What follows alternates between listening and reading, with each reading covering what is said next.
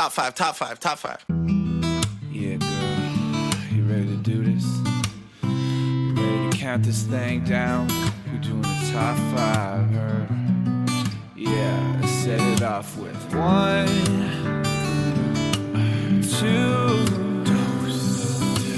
3, 4.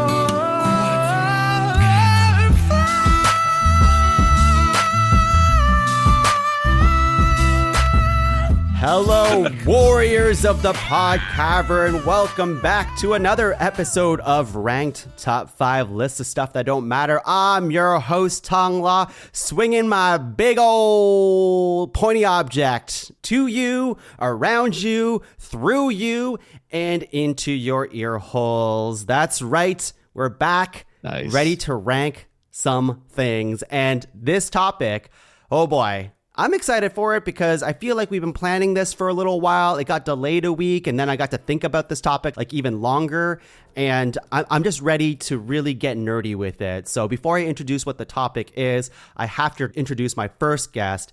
I was talking about my big old pointy object, but this guest of mine has the biggest of all in the Pod Cavern who has ever guested on this show. That's right, he is back.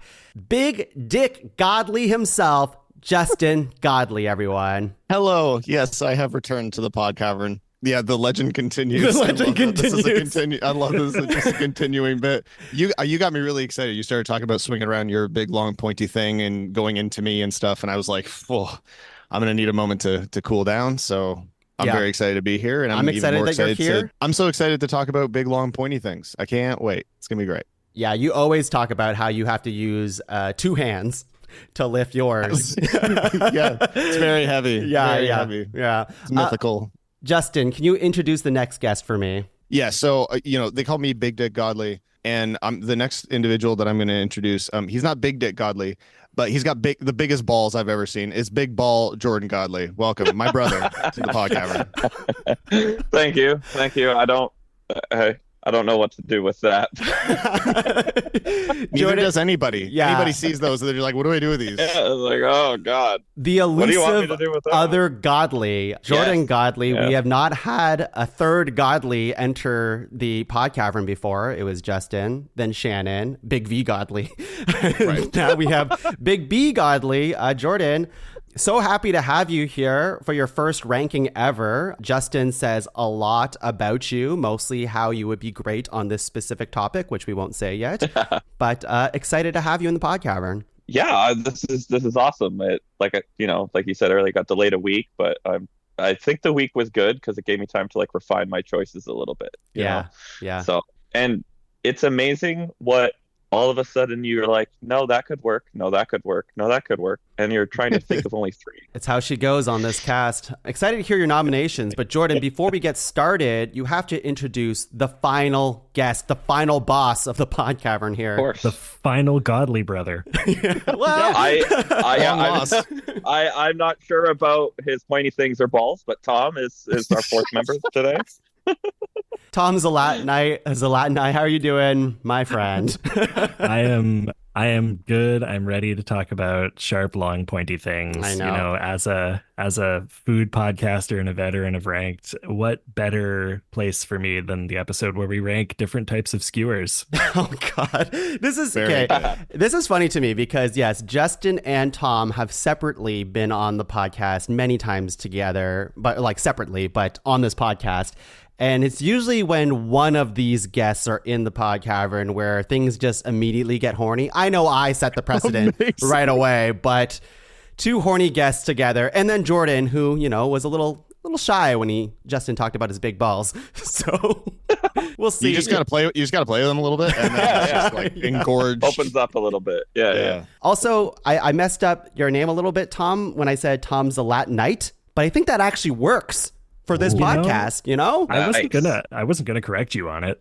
Yeah, I know. Nice. Now I kind of love it. I can picture it. Yeah. We'll all be knighted by the end of this podcast, hopefully. We'll see. Maybe. I certainly plan on placing my long, pointy object on each of your shoulders and foreheads by the time this is over. Or short. They can come in short sizes too.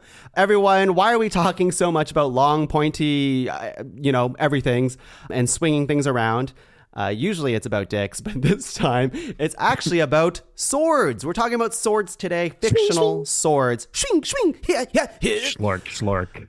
Listen, I have a lot to say about this, and we are in the final stretches of Ranked here. We only have like 20 some episodes left, and I'm thinking long and hard of what episodes I want to do selfishly as a host. Obviously, I want to have something that everybody can kind of enjoy, you know, for the regulars out there. But this podcast really is for me and for the nerds out there, because there's so many cool swords out there. When I was thinking about like topics that I wanted to do, at first it was like fictional weapons and all that stuff. But I think about like when I watch television or play video games or, you know, watch movies or anything like that, the sword weapon, I gravitate towards it because something about it is just like your standard heroic weapon that you're going to use to vanquish the foe.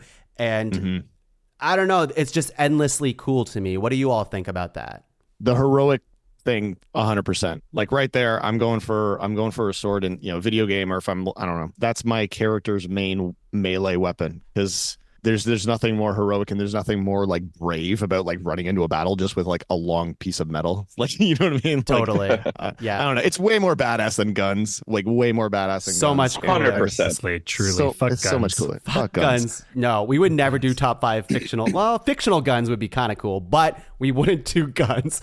I think swords are just cooler. I think we like They're so regressed cool. as a society when we decided guns were better than swords. I mean, here's the thing about guns and warfare in general, and I'm going to put on my historian hat here. Please. Wars used to mean something. People used to fight wars, and they really fought wars. Now governments wage large terrorist attacks on other people using guns. And as soon as warfare became about who can shoot the most guns the fastest and the hardest and drop the most bombs, war stopped being interesting and started just being violent and stupid. Yeah. When you take away the sword, you take away the warrior's humanity and the humanity of their opponent, you know? Oh, I like this. I think so. Like, you know, like, well, I mean, I've never actually wielded a real sword, I guess, but when I watch like movies and TV, the training montage of, you know, you're training with your captain or whatever, and they're honing their skills with a blade, or you see like the montage of the blacksmith like just banging on the metal of the sword. There's something like kind of, I don't know, you earn your right to hold a sword, whereas a gun, literally anybody could hold one and accidentally shoot it and kill someone, and it's just not as fun or cool. Yeah. Also, you can wear a cloak while you wield a sword. You can, yes. And I think society has just been progressing backwards since we stopped wearing cloaks. So yeah, I agree. Cloaks are freaking badass as shit. I also want to point out that we've done a lot of fictional episodes of Ranked, like a lot of them. I'm going to read just a few of them. Rodents, bullies, drugs, robots, vehicles, dads, sea creatures, horses, birds, cats, dogs, and I think this might be the last fictional episode we're doing, because there's a lot planned in the can for the last 20-something episodes of Ranked, and it's kind of, I don't know, there's something kind of fun that swords is somehow the last one that we're doing. I don't know, just a fun little thing. Best for last. Best for last, maybe. We'll see how our list come goes. on. But so. I really want to get into now the ground rules, and of course we were doing fictional swords because I don't know enough real ass swords in life, and I don't know, I think the fictional ones are obviously cooler because some of them have powers and stuff like that, and they all have like kind of cool legends to go with it. But let's go into ground rules. What constitutes a fictional sword? And of course, whenever we do these fictional episodes, it's like we're pulling from books, movies, TVs, video game, anything fiction related. So right out the gate, can we just say if the lore or like if the universe that this sword is from calls the thing a sword, can we accept that as truly this is a sword, just as a ground rule? I think so. so. I think in that mythology, wherever the source is, if it's a sword, it's a sword. Yeah. Sweet. I agree. Yeah, That. totally. agreed. I think beyond that, it needs to have slashing properties. You know, it needs to be sharp blade, yeah, somewhat of a handle. yeah. Yeah, well, there is a nomination that, I mean, we'll see if it gets nominated that isn't necessarily a sharp blade, but I mean, I have one in my head too. yeah, that we'll see if it comes up. Okay, I fair think enough. if you can make an argument that it's a sword, then I'm down for it. Like there is like some daggers could be classified as swords, but I wouldn't say No, all they're daggers daggers. are swords. Yeah, I know, because but with a dagger is for a stab. I A agree. sword is for a slash. You're right? correct. Yes, you're correct. But I would say Like- there's some weapons out there that are like short sword. I guess short swords are definitely swords, but there are weapons that are for larger people that short people use. I don't know. I don't want to get into it right now if we don't need to, but yeah. What else do we have that we want to do ground rules for? I don't think. I mean, What else do we need? if you need more descriptors of a sword, you should pause, find some educational institution, enroll yourself, and come back once you've gotten out. Because we shouldn't have to describe a sword, like really. I agree. I know we gotta set ground rules. I'm well aware of that, but it's a fucking sword. Totally. I mean, yeah, it was a nomination that I was going back and forth being like, is this a sword? And then eventually I was Yeah. just like, I just don't think I can nominate it. Maybe in honorable mentions. But anyways, shall we just get into it then? Yeah. Just like every episode of Ranked, we're going to go around 3 times, nominating 3 nominations each, making a master list of 12, and slashing and whittling that down to a top 5 fictional swords list. And I'll go first. My first sword should be quite obvious. I held it up during our team picture here. I feel like all of us have it on the list. I feel like it's a good one to start off with. I can't believe you're nominating your own dick right at the gate. I know. I have a name for it and everything. So do I. I'm talking about the Master Sword. Yes, sir. Yep. Yes, sir. For those of you who don't know, the Master Sword is the sword from the Legend of Zelda series. It goes by a few different names, usually just the Master Sword, but I believe it's the Blade of Evil's Bane as well.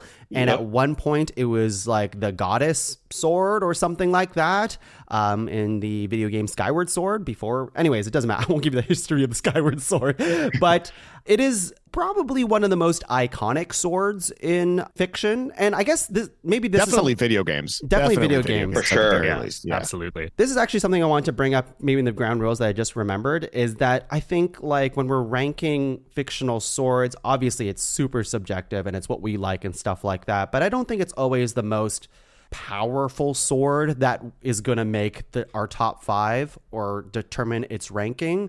Like there's some swords out there that are completely broken, let's just say in comic books and stuff like that. I'm not looking for like the one that's going to fuck you up the most. I'm usually looking at one that's like kind of cool design, like iconic, recognizable, but also like has a good like history to it.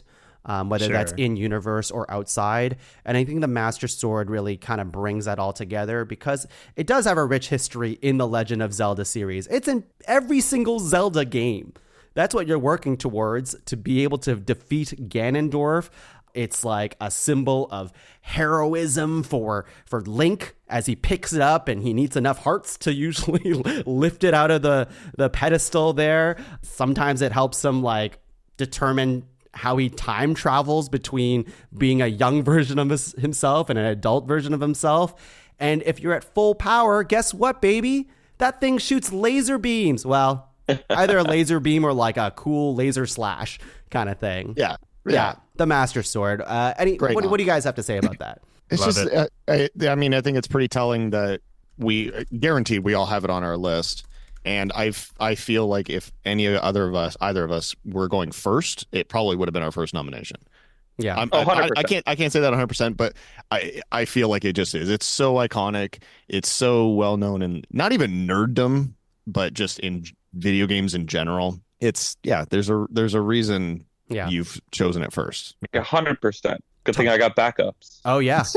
You need a lot of them. Nice thing. The nice thing about not going first is that people take stuff off your list, so it makes it easier for you to make your nominations count. Yeah. Yeah. Very That's true. Tom, any words that you want to say about the Master Sword before we move on?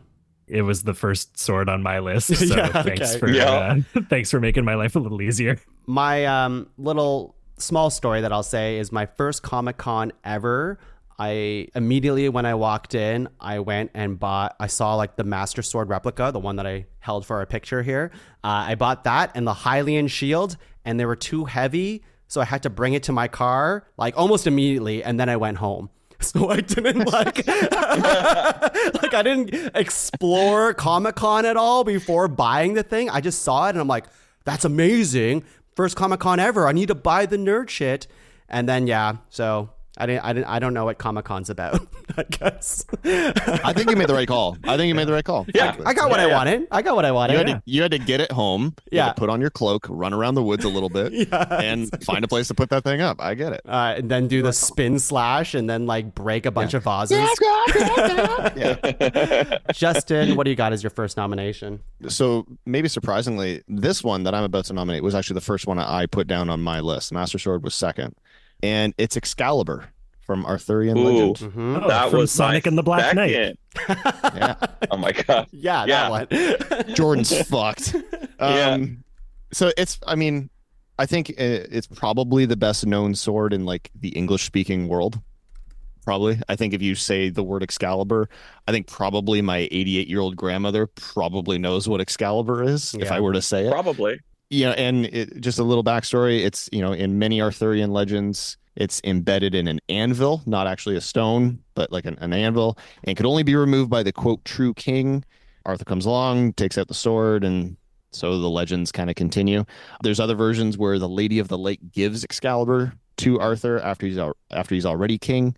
We can get into like some of the more nitty gritty details maybe when we're kind of debating like it's like my reasoning for nominating it, but it's named in so many like stories and legends, and like movies still are made about it, or like Arthur himself, and Every few years there's a Sword in the Stone movie. Exactly. And 100%. It's so simplistic in its like impact. It's like if you are the one to take this sword out of this stone or wherever, you're king.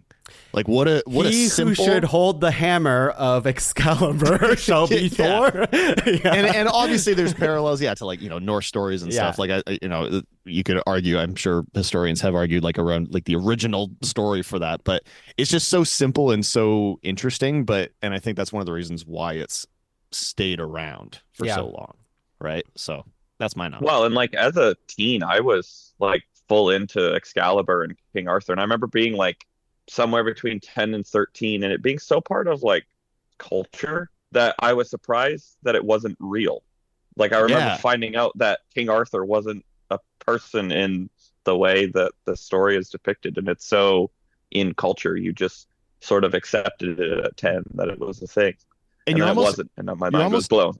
You're almost disappointed when you find out that it's not real. Like, you may have been the story may have been based on a person or whatever it is, but like the guy that you envision as like Arthur, he didn't likely exist, and it's kind of disappointing when you find that out. Like, obviously magic swords don't exist, but this would have been kind of neat to have some semblance of reality to it, right? So, can I be honest with you? The entire British monarchy is built on a lie. You heard it here first. I was gonna say I had an inkling that it wasn't real, but in my heart I thought it was probably real. And yes, right now live on this podcast, you have just crushed me. I do. I'm like, yeah, it probably didn't work like that, but surely there's some truth to it. Anyways. Oh, that's a bummer. But Excalibur, cool sword. And there's different like iterations of what it looks like and stuff. And I guess we can describe what the sword looks like at some point, like all these swords that we're nominating, because some of them have cool designs too. But let's move on to Jordan, your first nomination. So my first and second were actually those two, but I got to go with Anduril. Very good. Explain. What is this sword? Of course, Describe it for me. Describe it for me too. I know what it is, certainly, but I would love to, maybe in great detail, giving a lot of backstory. Well, so what's hilarious is Justin is for sure the resident Lord of the Rings nerd between the two of us. So I was actually surprised he didn't say it first. I was really expecting. It was a potential nom. So I'm very surprised he didn't. But so, I mean, I guess we'll go movies because that's what people seen in the movies. Isildur wields it while he's fighting Sauron. Sauron breaks Anduril, and then it isn't reforged until Aragorn requests it's reforged, and then it basically declares him king in a weird Arthurian way. Like, not that him reforging it makes him king, he was always king, but there's a weird Arthurian concept to it, which I always thought was pretty cool. And then I always thought the coolest part was him using it as a symbol to like unite the dead army. I don't know their name. Again, Justin's the resident Lord of the Rings nerd. He could throw the name now. Justin definitely knows. I know all of this. Yeah, Yeah, the book or the movie version. Right. Yeah. Exactly. So yeah, it was my number 3, but I was like, yeah, I don't even know if I'll get to say this one because I figured Justin was going to throw it out. Justin, Yeah, great nomination, Jordan. I thought this would have happened, but I thought Justin for sure would have said it first. Justin, any other thing you want to add about? Is it Anduril or how do you say it? How do you say it in the Elvish tongue if you can? I think it's Anduril. Like you're supposed to roll Anduril. Anduril. Okay. So it's of course, as we all know. No, I'm just kidding. So Anduril is reforged from the sword that was broken. So that's Isildur's sword. It was originally called Narsil, which was Elendil, Isildur's father's sword, handed down from like generations. And in the books, it's actually passed down. The shards of the sword are passed down. And before the whole time that Aragorn is wandering around, before the story actually starts, he's carrying the shards of the sword, and it's only reforged before the quest of the ring sets out in the books. And it's meant as like a kind of like not a status symbol, but like a kind of a proof, like, no, only the king wields this sword. And now that I have this sword, this is my role, is to unite all these people against the forces of evil, sort of thing. So it's meant to like kind of, I think it's supposed to be like, it kind of not glows blue like some of the other swords in Lord of the Rings, but it has like a continuous kind of faint glow. And it's meant as like this like really mythic, like if you see somebody carrying the sword, you're just like, oh, that dude's fucking legit, sort of thing. So Cool. I was kind of picturing in the movies it breaks while Isildur is fighting Sauron, right? And I was just kind of picturing some guy afterwards being like, I'll go get it, and like with a little sack picking up all the little pieces. Yeah. Cutting his hands because it's like such a sharp blade. Like, fuck! Should have worn gloves! God damn it.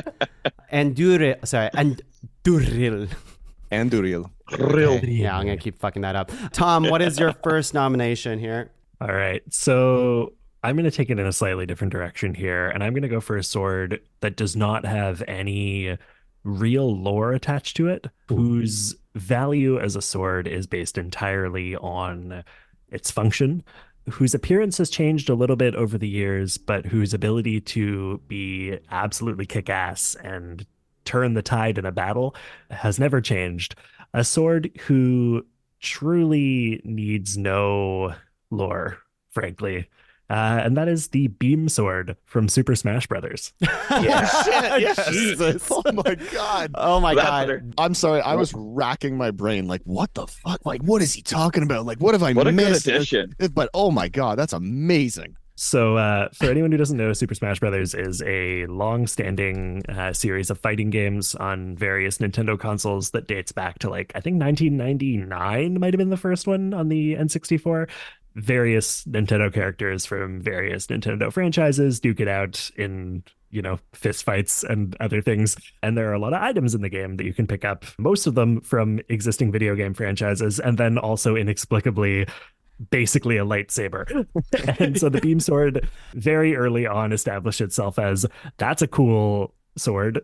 I want that. And it's the thing that everybody rushes for in Smash Bros. Because it's fun to give your character a sword for a little bit and be able to do sword It's fun thing. seeing Pikachu swing a sword. Sure. Holding it in his mouth, sort of thing. Like, that's great. I love It's that. funny to me that you nominated the beam sword, which is obviously just a ripoff of the lightsaber, which you just mentioned, which I would also consider. I mean, someone could still say it for sure, but it's kind of like, why not just say that? But I know it's because you wanted to, throw in something a little bit more creative in there. And I have my reasons for picking this one over the lightsaber, frankly.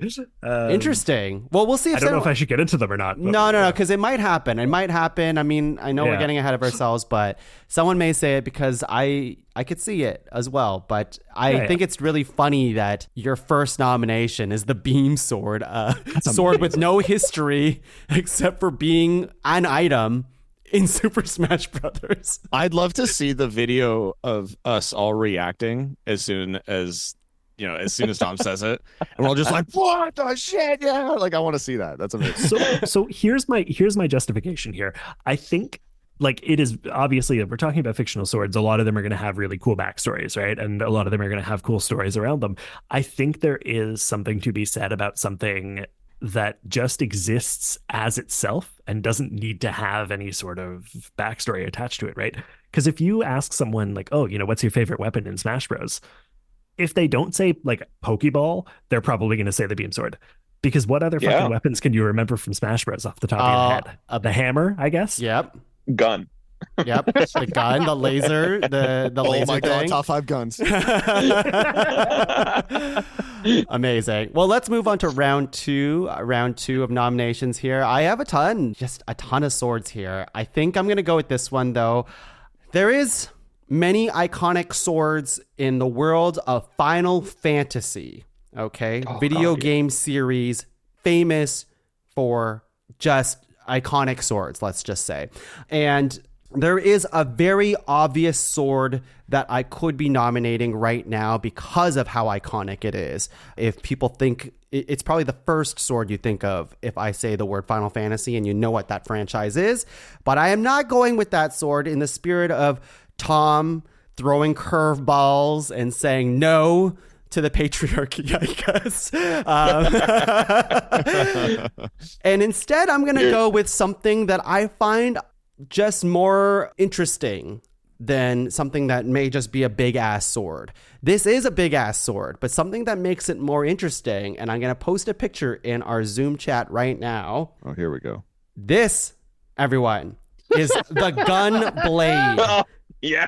The gun What do we say blade. about guns at the beginning of the show? Yeah, I know. What do we say about guns? But this is the gun blade, okay? So there is let's just say, I'm going to rewind a little bit. Final Fantasy VII introduced a big sword, which, someone might say, and it's iconic. Big swords kind of got introduced from a famous manga, let's just say, a character who can wield them. And the manga I'm talking about is Berserk. Pikachu. And Pikachu. But that Shout out Berserk. manga brought into like anime and video games, like just characters that can just hold big ass swords. And after Final Fantasy VII, they're like, what can we do to like up the ante?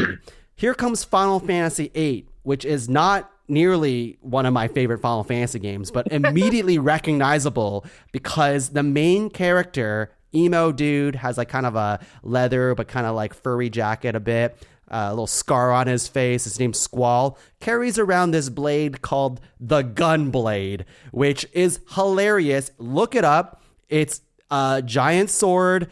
The hilt is a regular hilt, but it also is, I don't know, a 6-round fucking revolver as well. And how it works in the actual video game is, he slashes with it, but at the end of his combo, he'll pull on the trigger and it shoots somehow a bullet out of the end of the tip of the blade as well. And here we go. It's the gun blade, and it has a cool little like fucking symbol on it as well. I think it's extremely stupid, but in the way that video game and anime swords can be. I was gonna say this is just classic Final Fantasy bullshit. It's bullshit. Like what? Oh, yeah. All right. It's one of those things you just have to roll with it. Otherwise, it makes no sense. There's no way something like this could exist in the real world, but I don't know. It's kind of fucking cool. Hold that, because there is a way that something like this can exist in the real world, kind of. And let me explain to you the bayonet. Okay, you're right. which is a gun with a stabby bit. Okay, but this is a full ass sword with a gun handle on it. Out of the stabby bit. There is no giant lore to this sword. So kind of like what Tom's is like, it's just kind of there. It's his main like weapon that he uses in the entire video game. There's mechanics around pressing the right buttons so the bullet hits harder, I guess, but I don't know, just looks stupid and I'm all about it. Gunblade.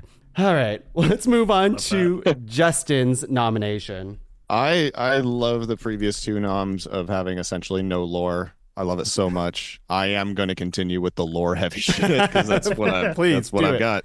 the reason, Jordan, why I did not nominate Anduril first is I'm gonna go with potentially a more iconic blade or sword from the Lord of the Rings universe, and that is Sting Yeah. Of course. The Hobbit / Lord of the Rings.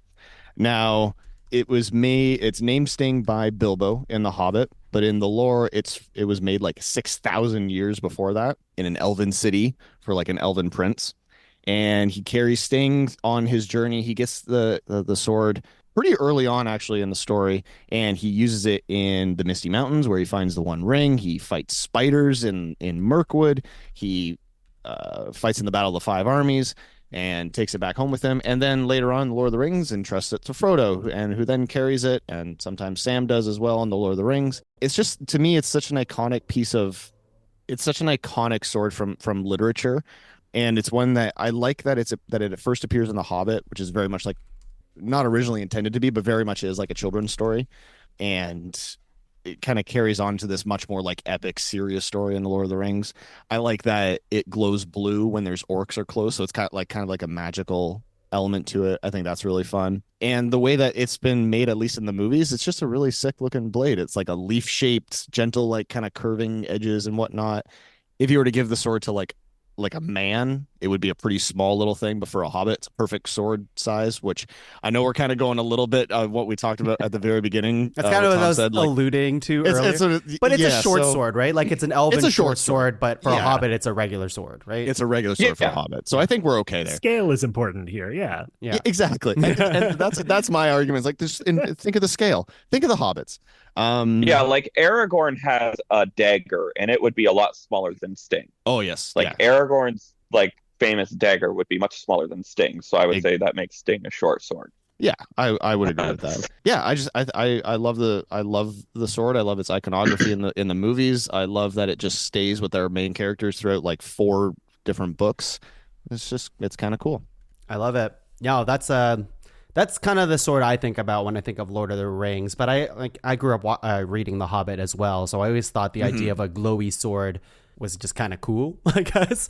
That's a fun thing for a kid, right? Like as an adult, you're like, oh, that's kind of odd, but it could because it could also kind of give you away. Yeah, I know. Yeah. But as a kid, you're just like, oh, cool. Like Cool. you know, this it's lightsaber-esque, and it can warn me of danger, I guess. Yeah. Good nomination, Justin. Well, so in the movie, Sam loses it in a fight with Shelob, right? Like he stabs her and she leaves with it in her body. No, they in the movies, Get it? Frodo loses it, and then Sam grabs it, stabs her in the eye, and then they carry it through the rest of the journey. Yeah. Oh, okay. I thought he hits her in the belly underneath, and that's when she gets all leaves with it. I thought he lost it at the But end. then doesn't Sam take it afterwards and just fuck up a bunch of orcs afterwards? Yeah, Sam takes it later, and yeah. Oh 'cause he yeah, rescues when Frodo, he's going into Orcants. Justin, which one is it? Don't make me do this. Reveal These go- your nerdiness, Justin. Tell me. He goes into Cirith Ungol, and he Cirith Ungol. Okay, rescues Frodo. Yeah. that's right. He still has it when he rescues Frodo. I feel bad not doing a full just Lord of the Rings episode for Justin, but this is as close as you get, buddy. It'd be so fucking funny if you did one and I wasn't invited, and I'm just like sitting listening to it raging. I hate it. It's Anduril. Roll your R's. Jordan, what do you have as your second nomination? Okay, so you alluded to this one not because of your other Final Fantasy pick, but the sword that inspired the sword that you were thinking about. I got into Berserk obviously late. It started publication, I believe, 1989. And like a year ago, I started reading it because they released these really cool leather-bound huge deluxe editions, and I've been obsessed ever since. And the main character is Guts, and from a very early age, like 2-3 years old, wields a full-size adult sword, so he's used to these massive blades. And in a fight where he ends up getting branded, he loses his main blade and returns to his blacksmith friend, who gives him a sword called Dragon Slayer. And everybody basically describes it as that big slab of iron that isn't even a sword, because it's like 8 feet long or something like that, and like a foot wide. It's massive. It's a ridiculous concept of a sword, and like they call it Dragon Slayer because it's the only thing that could defeat a dragon if they existed in that universe. I didn't realize how iconic it was until I started reading it and seeing now in media over the last 35 years stuff that's been inspired by this Buster-esque sword. And yeah, I was kind of floored because you don't realize how much it inspires until you know the starting point. You know, like Final Fantasy VII. That's the a great Dragon pick. Slayer.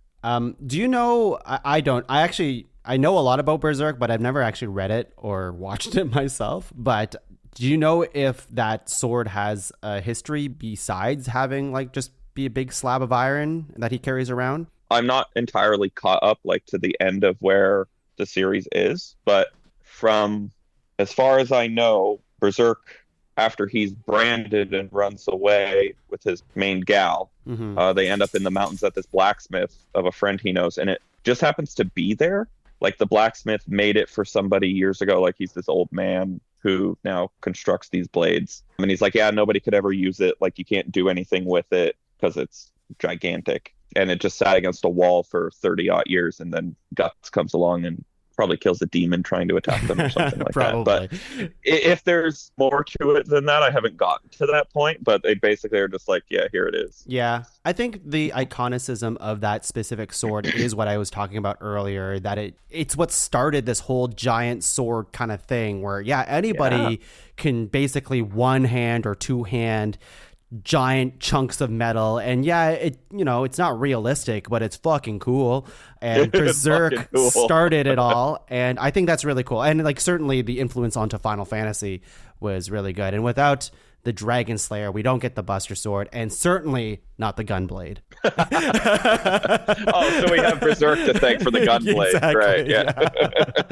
Yeah. Let's move on to Tom. What do you got as your second nomination? All right. So for my second nomination, I would like to tell you about a sword that is sentient a little bit, because we don't, I think, have one of those on this list yet. At least not technically. The not Master Sword is sentient. Is it? Is it? The Master Sword is based off of Phi, who's a goddess. Oh yeah, that's true. She embodies the Master Sword. Fair enough. I'm just throwing it out there. Super fair. We don't, however, have a sword that is also a shield yet, and that is why my next nomination is going to be the Pokemon Aegislash. Yes. For those who are unfamiliar, in I think the 6th generation of Pokemon games were set in. Are those the ones in Kalos? I want to say those are the ones in Kalos, a region based on France, and had a little tiny bit of like kind of European mythology elements to it, including the creation of a new line of Pokemon based on swords. It starts out as one little ghost sword, and then it turns into 2 ghost swords, and then finally it evolves into a big-ass ghost sword with a shield. And part of the lore of Aegislash is that it can drain the life force out of its trainer if it so chooses, but only if their trainer tries to wield it as an actual sword. And so I really like the idea of this sword that refuses to be used, almost, like you have to fight alongside it as opposed to like grabbing it and taking matters into your own hands. And I think there's something fun about that. But also he's just kind of a cool little dude, and I like a cool little dude. He is definitely a cool looking little dude. I love that you picked that. That is like one of my top 3 favorite Pokemon of all time. That is wild to me that you just said that. That's crazy to me. I don't know this Pokemon, although I've definitely seen, like, which generation is this? Sorry. Like generation 6. What does that mean? Who's in that one? It's the Greninja generation, right? Okay. And what video game? I know Greninja. X and Y. X and Y. Okay, I played that one. I think. I don't know. There's too many fucking Pokemon. Yeah, Aegislash. That's so funny to me. Like, can you wield Aegislash at all? You think as a human, as a Pokemon trainer, would Aegislash let you? Canonically, you can try, but this is a ghost and steel Pokemon, so the sword aspect of it is the steel side of it, but then the fact that it is a ghost, a lot of ghost Pokemon have really kind of horrifying, spooky things going on with them. And Aegislash's whole deal is that it would love for you to try to use it as a sword, because that's how it steals your body or whatever. Steals your body? Or it steals your life force. I forget the exact wording, but it it can kill you kind of thing. I see. Yeah, it's like you can pick it up and swing it around like a sword, but you will die. Okay. A lot of people don't realize how dark a lot of the Pokemon, like the Pokédex entries, are about Pokemon. A lot of them that are very dark.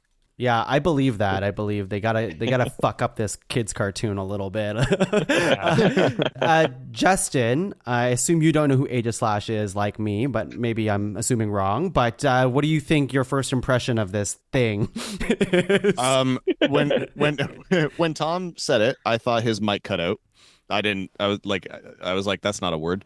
That's and fair. now that but I mean, that's not on you, obviously. I love the design. I think here's the thing. I love Pokemon, but we're also now at the point where very similar to Final Fantasy. It's so just stupid bullshit, and that's not a slight against it. Like, you like what you like. I still like it. But it's really dumb bullshit, and I like that they have like a steel and a ghost. Like, that's a really interesting combination to me, and the fact that it's a sword that the trainer can't wield, that's really badass. And I feel like there's opportunities there for like people to be like, well, no, but if we do this, maybe then we can wield it and whatnot. Like, I don't know. I like it. I would obviously have never thought of this, but I like it. I think it's a good nom. You can always depend on Tom to throw the curveball nominations. It's great. Like beam I love swords. it. Yeah, 100%. I was gonna say I could not contain how hyped I was when he said that.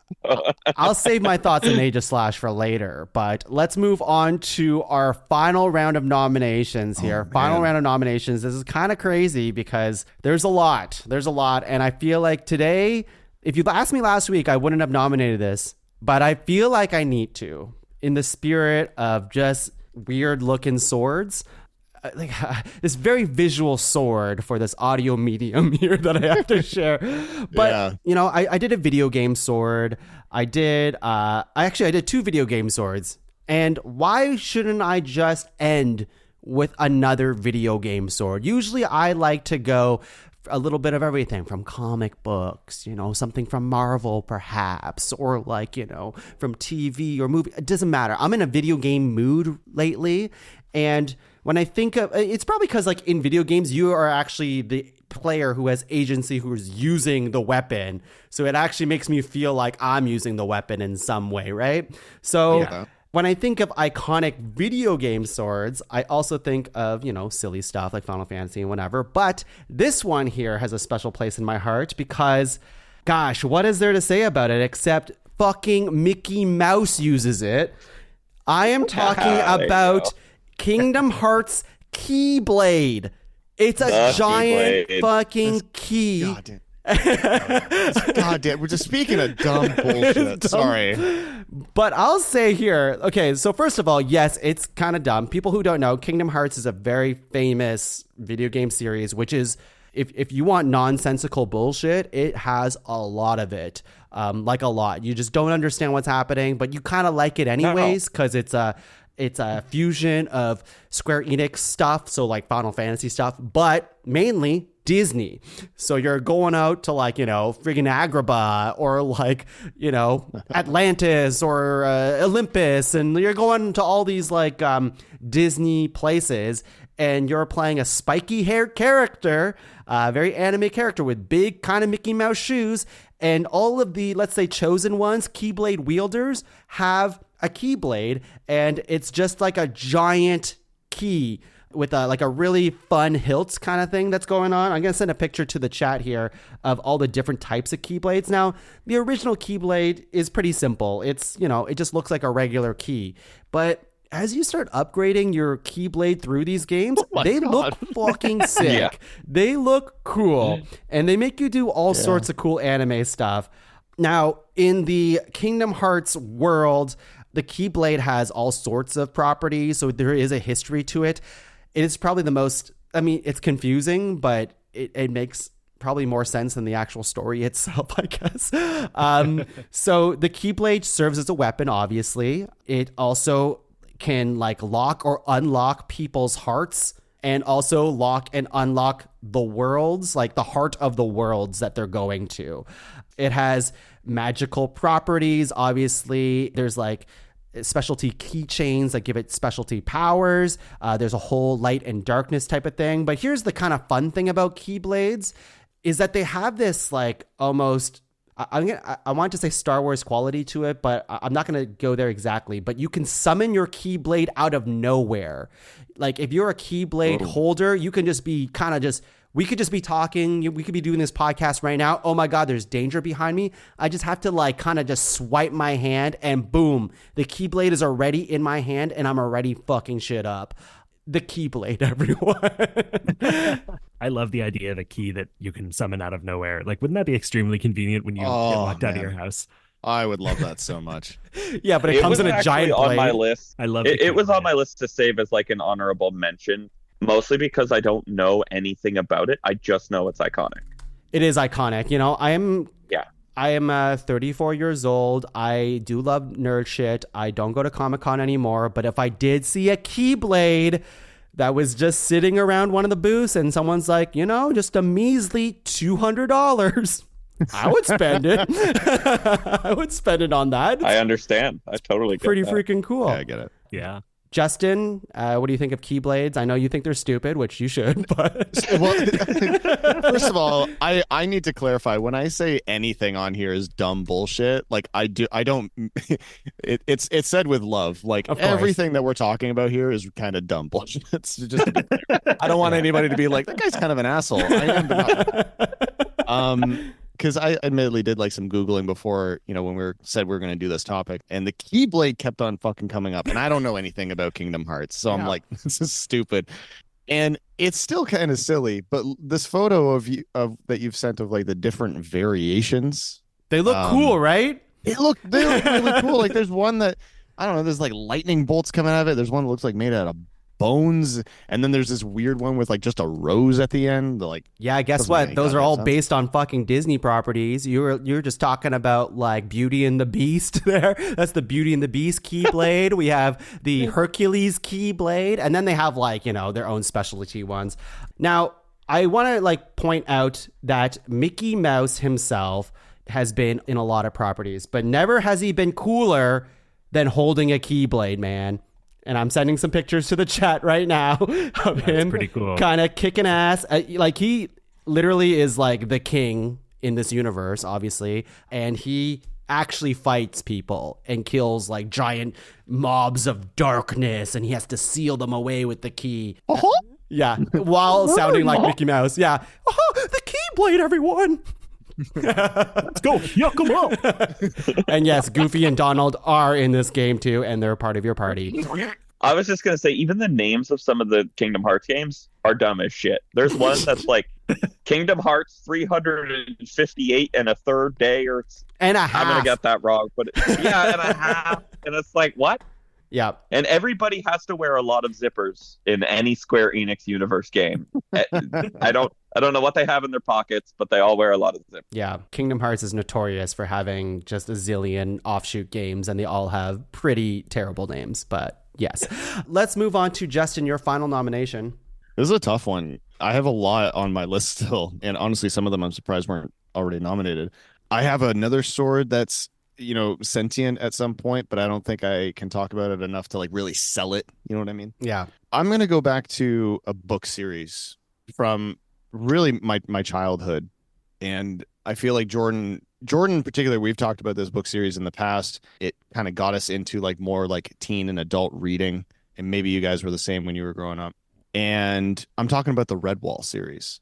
Yes, Oh. I was hoping that's what Thank you were you. talking about. So it for those of you who are not in the know, this is a fantasy adventure series where everyone is an animal, like a little cute, well, not necessarily always a little cute animal, but you know, a lot of the main characters are little mice or rodents or whatever. Yeah, Martin the Warrior's cute little mouse, man. Well, Martin the Warrior comes up, Jordan. Thank you so much for that wonderful segue. It's like we planned it. I am going to talk about, I'd like to nominate rather, the sword of Martin the Warrior from Oh, yeah. Redwall.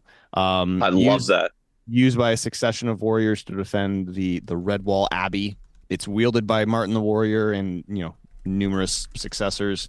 In the story, it's like originally just like a pretty standard, like regular blade. Yeah, it's got like leather bound hilt, but then it's broken and then it's reforged. That seems to come up a lot in a lot of these stories. It's broken and then reforged, but it's reforged in a mountain fortress with a chunk of a meteorite, which gives it like infinite, like it makes it like an infinitely hard blade. And then it's hid away in the abbey, and Martin's spirit kind of guides certain individuals that he deems worthy to find and take up the mantle of the warrior. And the sword it was also named the greatest, one of the best names that we're gonna have this evening, Rat Death, because it kills a lot of rats. Cool. Kills a lot of rats. So Yeah, good. I like how little and a lot of lore there is to it, and in such a dumb series, like those little mice going wing wing wing. But it's such like, characters die. It's one of those first book series I remember reading as a kid where like real characters died, like Yeah. quote unquote main characters died, and introducing that notion of heroicism and your death can mean something, but also maybe you just die in a battle. And that's kind of it. Yeah. And, they don't make it depressing, but it kind of introduces that. And I really appreciated that about the series. And the books have always kind of stuck with me to a certain degree. And then kind of doing research for this one came up and it's like, of course, this needs to be a nomination. So Yeah. there you have it. Love Amazing. that. And it has That's like so good. symbols on it. I'm like looking at pictures right now. Do you know what those symbols are all about? I don't know what the symbols are about. Admittedly, my Redwall knowledge is a little old. It's buried back here among other nonsense. I know it's the hilt is topped with like a red pummel stone, which is kind of a really good like signifier that it's the actual blade itself. Cool. Yeah, I remember reading Redwall back in the day, and I remember loving it. You just brought it back as I forgot about Redwall forever. It's kind of like, buried in the back of my brain, like you said. I wonder if it's still good. I bet you it is, right? It's still good, Tom? It's done because Brian Jakes died. Yeah. But I'm sure. Sorry to throw that out How there. dare you? But they hold up. I know. They hold up. Okay. I sat down, so I just have a bad habit of basically only reading nonfiction. Like I read a lot of like history books and shit, and I forced myself last year to sit down and read some fiction. And the way that I did that was by pulling out the original Redwall book and reading through it. I love And that. it's definitely written for kids. But, Yeah, for sure. Like young. It's still younger very kids. good. Great. Yeah, but it's still a very good story. And I mean, he was a great writer. Pour one out for him. Yeah. Like I'm- phenomenal. I'm so thrilled that you nominated this because that was going to be my next nomination, and now I get to pick a different one. Oh, exciting. I love I love when that Exciting. happens. Exciting. That was awesome. That's happened to me like and- 4 times tonight. Well, and it does feel like a bit of a niche pick. Like Yeah. For even sure. Justin and I, who were not like diehard fans of the Redwall series when we were kids, but like we were into them. Even for one of us to suggest a sword from that series is still niche. So I love that one came. I think that's awesome. A little bit Yeah. of deep cut. Yeah, and I love just like Yeah. the idea that we can just bring up Redwall and be like, hey, go read some Redwall, I guess, like on Yeah. this podcast. Yeah. Yeah. Jordan, you have one more nomination on your end. What's it going to be? I do. So I think I gotta go Energy Sword from the Halo franchise Wow. Wow. for a couple reasons. Okay. It's not like okay, it could be lore heavy, but I love the Halo video games nerd, not a I love the Halo video games and all the books and all the lore Or the TV nerd. show. So nobody loves that. It's funny because it's iconic for a couple reasons. Like Halo 2 multiplayer was kind of the first big FPS multiplayer that came out. And like just griefing all your friends with this one-hit weapon that you could like run across the map with, it was just like peak fun at 12 years old, 13 years old. And like it's so nostalgic for me, and it's just an intense weapon. Like it, no matter what, it's like a one-hit kill. Like it's this cool beam sword essentially. I actually thought it was called the beam sword. Right before my nomination I had to look and confirm it, so I was like, I don't think it's called the beam sword. And it's just very nostalgic for me. I had to pick it. How would you describe? I know what it looks like, but describe to our audience what it, because it has a very Sure. iconic design, the energy sword. Yeah, well, so and what's kind of cool is because it's an energy blade, you can turn it on and off. So you essentially, I'm trying to describe how you like. I guess you grab it like the hilt of a sword, but you hold it Horizontally. horizontally instead of vertically, and then you fire it, and the blades curve up out of it into a point. It's very slick, and it makes a really iconic noise as well when you fire it. Like in the Halo 2 game, it was a little more horror-ish than the previous game, and then also much more horror-ish than number 3. And hearing like one of the Covenant, like the bad guys, be behind you and like fire this blade as it makes like this sound was always terrifying. Yeah, it looks pretty pretty cool. So you're holding it. Imagine you're holding like a hilt horizontally, and then from both ends, it like kind of beams up to a triangle point, right? Is what it would look like. Yeah, it almost curves like hourglass-ish into a point. Like it curves outwards and then further in. Yeah, it looks pretty fucking dope. Yeah, I never really I played some Halo. I'm not like a huge fan. I played a few of them, but anytime I got my hands on that thing, it was like, oh yeah, now I'm fucking shit up, and it just looks cool as hell. Well, and it's like what Justin said, like really early on, like you get it, and it's that like, yeah, now you're powerful because you have it, you know, like you got it and you felt like you were gonna win no matter what. That's what swords do to you, man. That's what swords do to you. Fantastic. We're going to the final nomination. Tom, I'm scared what you're gonna nominate, but I don't know what you're gonna do, but I'm happy to hear it. What do you got? This is hard for me because I'm really torn between two swords right now. But the thing about being torn between two swords is that sometimes you have to wield three. And so my final nomination is actually going to be a sword that is wielded by someone who wields three swords. Oh my gosh. Most of the time. Now, in order to tell you a little bit about this sword, we have to take it back, maybe like a couple hundred years. There was a legendary swordsmith named Shimitsuki Kozaburo who created 21 fantastic, great swords, one of which is the sword that I will be talking about today. It has been deemed the sword that can cut through the bottom of hell, the only blade that can harm the nearly invincible Lord of the Beasts, Kaido, wielded by Kozuki Odin himself, and later by the one, the only Roronoa Zoro. I am, of course, talking about Enma. From One Piece. Now, for anyone who hasn't consumed, 1,000 episodes. Thousands of episodes of One Piece. 105 volumes of manga at this point.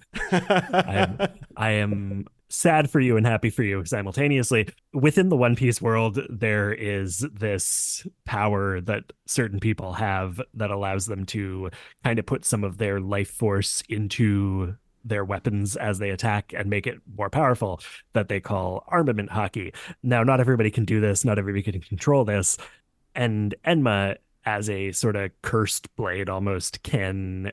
it is very unique in that it can force the user to release more of its armament hockey than they are willing to. So in order to really use this blade, you have to have basically incredible self-control.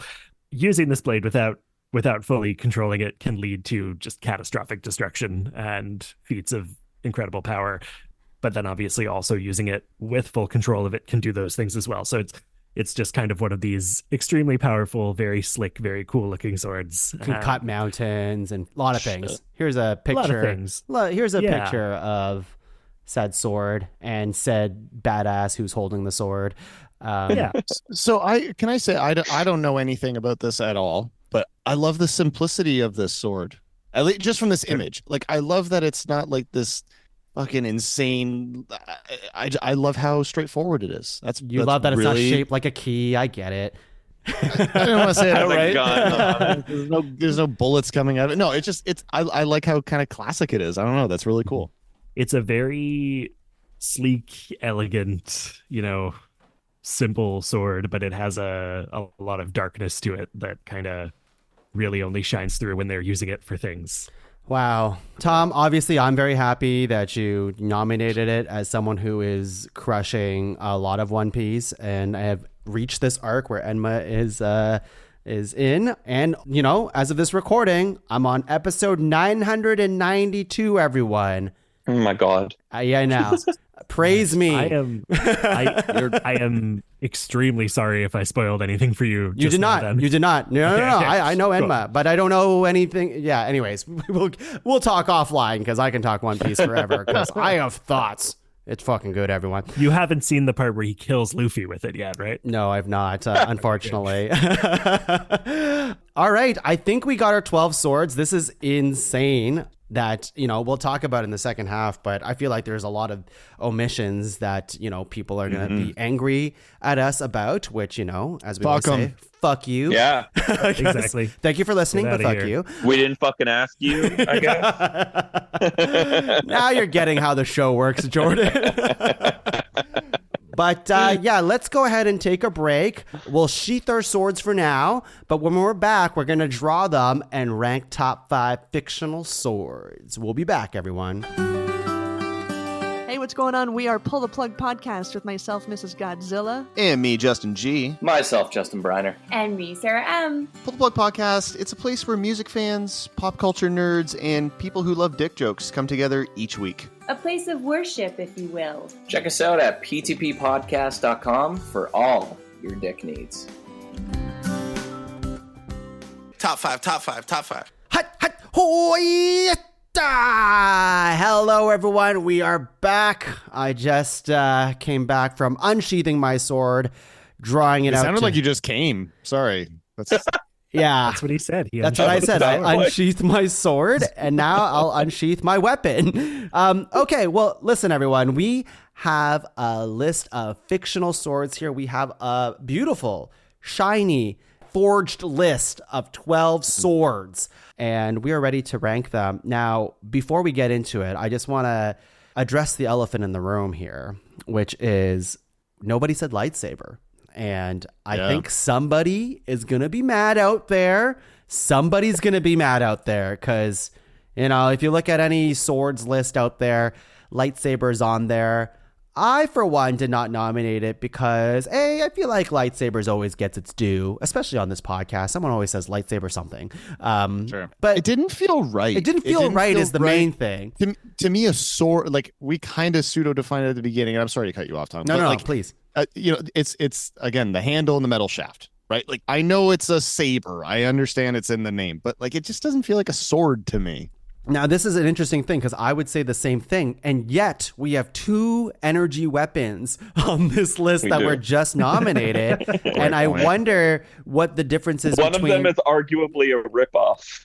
Oh, not arguably. It is. You're right. The energy sword is an absolute ripoff. But I'm curious to, I'm going to go to Tom for a second because you had an argument of beam sword versus lightsaber. And I wonder if it really kind of colored your opinion on why you didn't just say lightsaber. So for me, a sword, I got nothing. Honestly, for me, the main thing is I don't really think about Star Wars that much. And when I think about Star Wars, I somehow think less about lightsabers than I do about other cool, iconic parts of Star Wars. Interesting. Jar Jar. That's valid. Yeah, I mean, that's the thing, right? Mostly Padme is really all. Right. Mostly Jar Jar, honestly. Right. And Jordan, how about yourself? Was lightsaber ever in the conversation for you to nominate? Yes, definitely. It was on my list, but especially after Tom nominated Beam Sword, it knocked it off the list for me. And kind of like what you said, Tom, like they're always a part of the conversation. It felt funner to nominate stuff like, the gun sword or Dragon Slayer, stuff that's a little more exciting, niche, exciting that we can nerd out on. Like everybody knows the lightsaber. Yeah.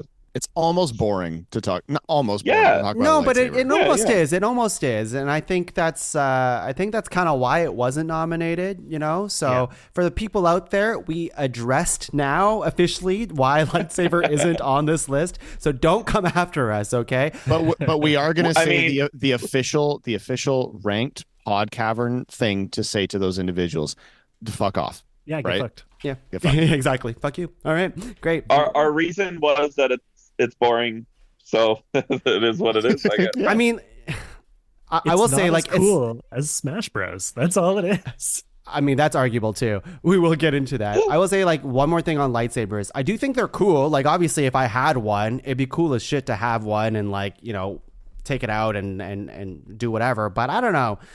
Something about the wielding of lightsabers, I never really enjoyed about how, like, yeah, you can flip them and do some cool stuff with it, I guess, but they always kind of looked I don't know. The lightsaber fights never really did much for me, and then maybe that's a hot take.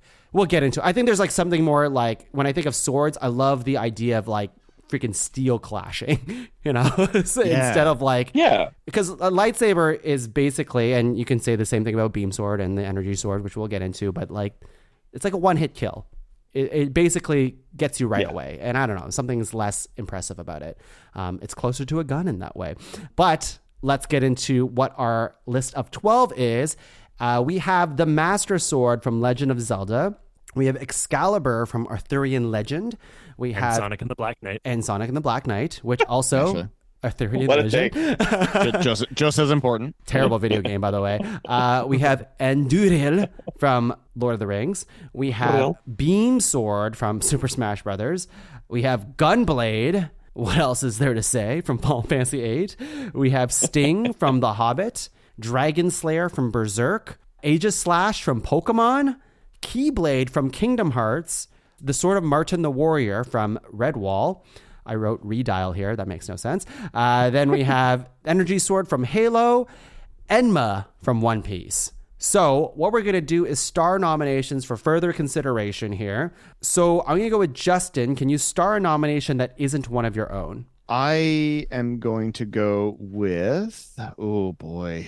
I'm going to go Dragon Slayer from Berserk. Wow. All right. Hey. I have my reasons. If you want to have them right now, that's fine. But... Later. We'll get into it. Jordan, star a nomination that isn't one of your own. I know it's an easy pick because it's not mine, but I got to go Master Sword. I have to. I love it, obviously. Tom, star one that isn't one of your own. I'm going to star Martin the Warrior's Blade from Redwall. Wow. Holy shit. That's fine. I'm going to star personally. Let's see here. What do we have starred already? I'm going to star Aegis Slash, and not because I like that Pokemon, but there is a reason for it. All right, so we have the Master Sword, we have the Sword of Martin the Warrior, Dragon Slayer from Berserk, and Aegis Slash the Pokemon starred. What other nominations do we want to star? Now I'll invite the group. If you have one that you want to fight for, you can save the fight for later, but you can star one that is including your own, and you can do it right now. And let's just say, Jordan, is there anything else that you'd like to star for further consideration? Not one of my own, but I definitely think Excalibur should be on our further consideration list for sure. Great. Tom, how about you? Yeah, I mean, I think for me, of the ones we've got left here, I think the Keyblade fucks pretty hard, so I want to star that one for further consideration. Cool. Justin? I want to talk more about Sting. Yep. I know it's one of my own, but I want to talk more about Sting. Hey. For the primary reason that you said it's from The Hobbit, which it definitely was, but I think there's more to it that has an argument for it. So okay. I'm going to star... God, I don't even know if I need to. Beam sword. No, definitely not. I mean, okay, I'm going to start one just to talk about, but then I'm going to probably put it to bed afterwards, which is Enma from One Piece. But, I'm going to say the ones that aren't starred right now. The ones that aren't starred is Beam Sword and Energy Sword and Gunblade. And what I was going to bring up is I'm very sad Gunblade might not, well, it sounds like it's not going to make our top 5, but I mean, let's just take a look at that thing one more time. Are we sure we don't want this thing on the list? Because it is fucking great. No guns. I know, but it's a gun blade. Like, I love a stupid design for a sword, and we have a lot of... Okay, I'll make an argument for Gunblade, but I know it's not going to go far. Like, we have a lot of swords that just look like swords, which it's a sword podcast, whatever. But, you know, we don't have a sword that, like, I love a sword that has a cool design to it. And, like, a gun blade is fucking cool. And in a stupid way, obviously, but it's kind of cool. Can I, you know that part in the Indiana Jones movie where the guy takes out a sword and swings it around a whole bunch and then Harrison Ford shoots him? Yeah. Says something like, you don't bring a knife to a gunfight or whatever. Yeah, but you don't bring a gun to a sword rank. Yeah. It's a gun blade, my dude. To me, the Gunblade is one of those ones, and I've been lucky enough to be on a few episodes of Ranked. The Gunblade is one of those nominations that gets a big like. I know. That's why I fucking did it. And then almost immediately we're just like, yeah, but. Yeah, I mean, like, if we're being honest, like, obviously the Buster Sword from Final Fantasy VII, if for my Final Fantasy fans out there, like, that's more iconic. And if I were to buy a sword from a Comic-Con, it'd probably be the Buster Sword. But there's something... You couldn't get the gun one. You need a license for it. Yeah, but it's so funny. It's so funny. Look at it. All right, fine, whatever. I like a sword that has a trigger. That makes sense. Yeah. How do you reload that thing? Like, it's, I don't know. And it looks like it could really only hold like, what, 6, 8 bullets?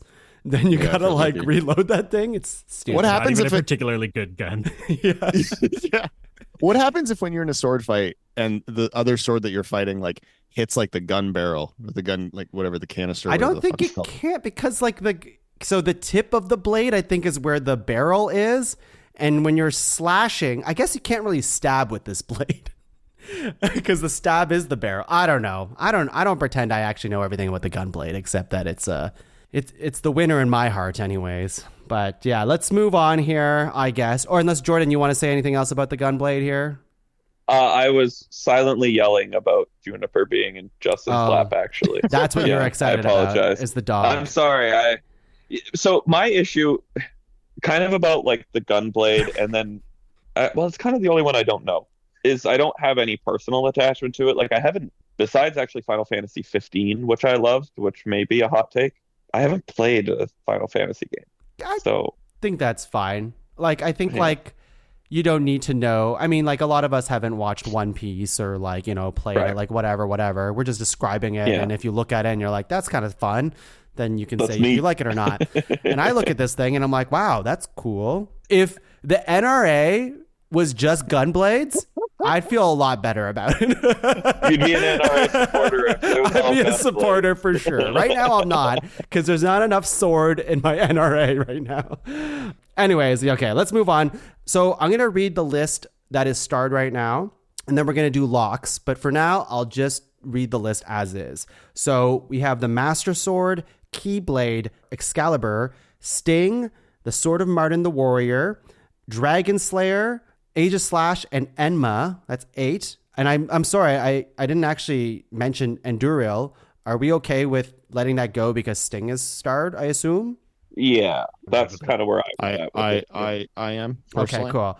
So we have 8 that mostly because the Lord of the Rings nerd said he likes Sting better than Anduril. So I was like, okay. Yeah, I love Andui as much as the next guy, but Andui. You all have to learn how to roll your R's better. Thank you, Tom. Bunch of troglodytes over here. So we troglodyte. Troglodytes. That's it. So we have 8 starred. We have to just make it into a list of 5. But let's do locks right now. So I'm going to read the list one more time. And as I'm reading them, the whole call here will say if it's a lock or not. If anyone hesitates or they say no lock, we'll just move on to the next nomination. And if we get all locks, then that means it's going to make our top 5 list probably. And any of the ones that are kind of hesitant, then we'll return to it for further consideration and discussion. So we'll start with this. The Master Sword, lock or no lock? Lock. It's a lock. Okay, great. The Keyblade, lock or no lock? I mean, I'd lock it, but we have some, you know, the Godelie brothers. They don't appreciate dumb bullshit. Come on now.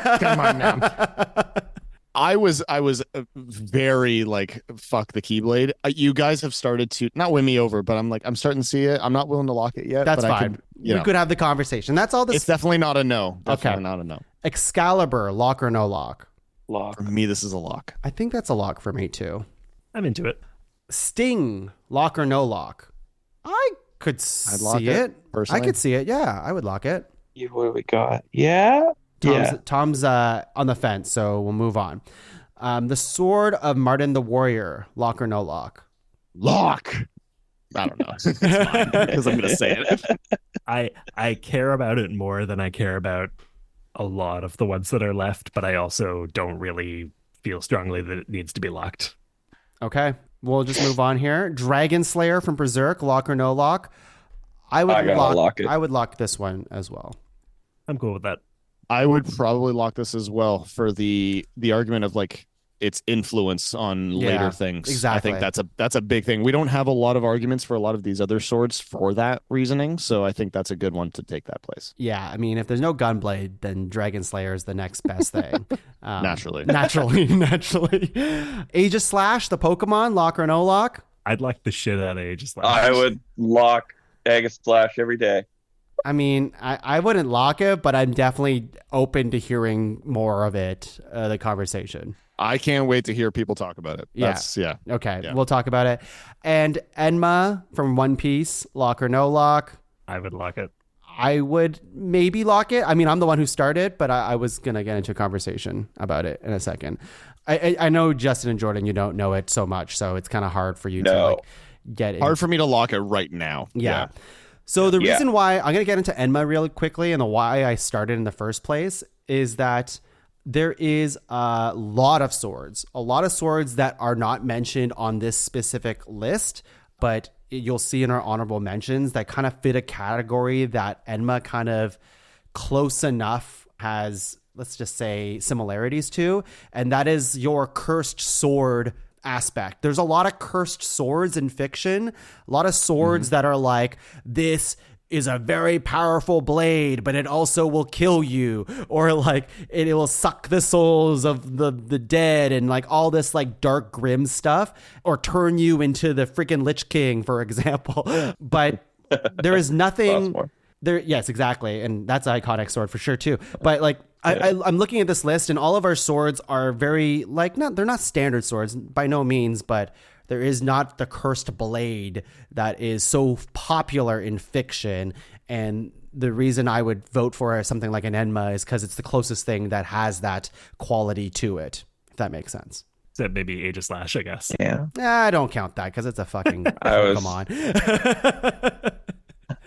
But yeah, let's like, so that's the argument for that for now. But how about we move on to, well, let me tell you what is locked. We have the Master Sword, we have Excalibur, and we have Dragon Slayer. That's 3. So really, we only need 2 more. Those are some really good initial locks, by the way. I think that's like, that's solid. I love that. I agree too.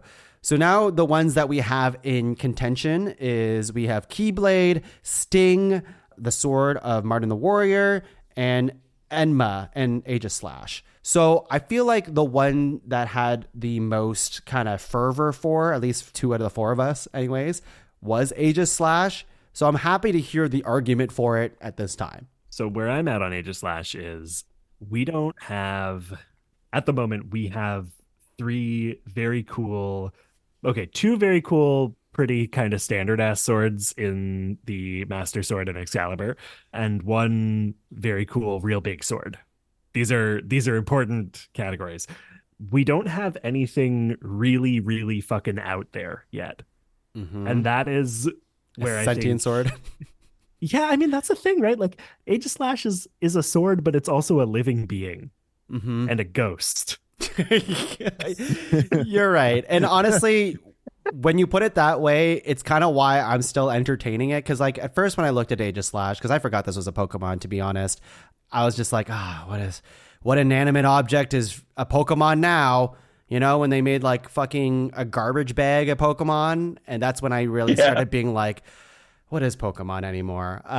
But I don't know, hearing like Jordan saying like, what, it's your top 3 Pokemon of all time or whatever is kind of like, I don't know. It seems like a big deal. Did you see the light in his eyes? I know. Like, yeah, it is. It's like, what? This thing? I guess. Well, so, sure. and it is slightly Excalibur-esque in a way too. Like the biology of it is that it knows like the good in a person, and legend has it will pick its king, and like it will only let certain people wield it. Like as Tom said, it will drain their like. It's very similar to like in Game of Thrones. You know, if you're not supposed to sit on a throne, it cuts you a lot. The Aegis Slash is kind of like that, where if you try to wield it, it slowly kills you. And it did kill a king because he's like, no, it picked me, but it didn't. So it killed him instead. Yeah, I've I also don't think I- there's enough badass Pokemon. So, yeah, all right. it's pretty great. Yeah. I've posted here in the Zoom call chat a photo of Aegislash in its two forms because I forgot to mention this earlier. Aegislash also has the ability to shift between sword form and shield form, where its attack or defense increase, accordingly. That's pretty cool. And I don't know. I mean, look at how sassy it gets when it goes into shield form. Yeah, hands on its hips, I guess. It's hips on its, I don't know, blade. Yeah, those hips don't lie, Yeah, I mean, okay, so Justin, I want to hear from you now that you kind of heard from these two Pokemon nerds. What is your thoughts on Aegislash now? It's a really interesting nomination. Like it's so out there. I love that there is an out there nom. I'm always a big supporter of the out there nom. I like that it's kind of got like two forms, and I like the I'm a big lore guy, and I like the lore behind it. Only certain people can maybe wield it, and it knows it's king, and all this kind of stuff. Like, I'm a big fan of that. The design is pretty sick as well. I don't have like this. This is literally the first time I've ever heard of this thing existing. Me too. and that for me is, as I'm sure is understandable, is hard for me to be like, fuck yeah, let's lock it. But I don't. It's really. I'm way more on board with Aegislash than I am with the Keyblade. I don't really have a reason, to be quite honest, but I'm more on board with Aegislash, and I think I'm more on board with Aegislash than Enma as well. Just as like kind of one of those like niche, weird, different kind of vibes of a sword. Mm-hmm. I think it works for me. I think it's funny that it's a Pokemon, like it's a living creature. Like, that's kind of silly to me. I think I agree with you. I'm rambling at this point, but those are my thoughts. No. It's good to hear this, right? Like, I think I almost agree with you, except when you started fucking bashing the Keyblade here. Like, what are you? I'm not bashing. But got a rose on it, man. It is interesting, like, nothing's have cooler. a sword. Like, it wasn't part of our ground rules that someone actually had to hold it.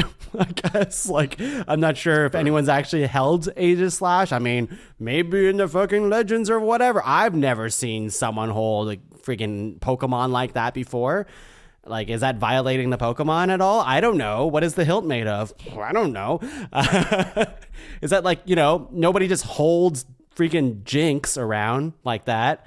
I suspect many people. Many people. Or Mr. Mime in that way. I would like to direct your attention to Delia Ketchum. Okay. I do not want to know what that is, but I already can tell what it is, judging how you're looking at me right now. It's Ash's mom. Oh, God. Nice. Ash's. Okay. Oh, really? You think so? Tom, you have to read this out loud. You can't just write this in the chat and like let us die on the sidelines. I'm sorry. What I said there on the chat was that Ash's mom fucks a Mr. Mime on the reg. Yeah, because the dad's gone. Yeah. Mr. Mime is the man of the household. That's right. Oh, gosh. What happened to the Swords podcast now that we're talking about fucking a Mr. Mime? I think I'm on board for the Aegislash. I agree with, like, you know what it is? It's the passion that Tom and Jordan have for it that has really shone through. Passion counts for a lot. Passion counts for a lot on here. Yeah, and, I do like a sentient sword, and I do think it's different. I think, like, my first hesitation with it was that whole fact that, like, I really hate when Pokemon like just make inanimate objects into a Pokemon. I think it's really stupid the way they've done it in the past and continue to do it.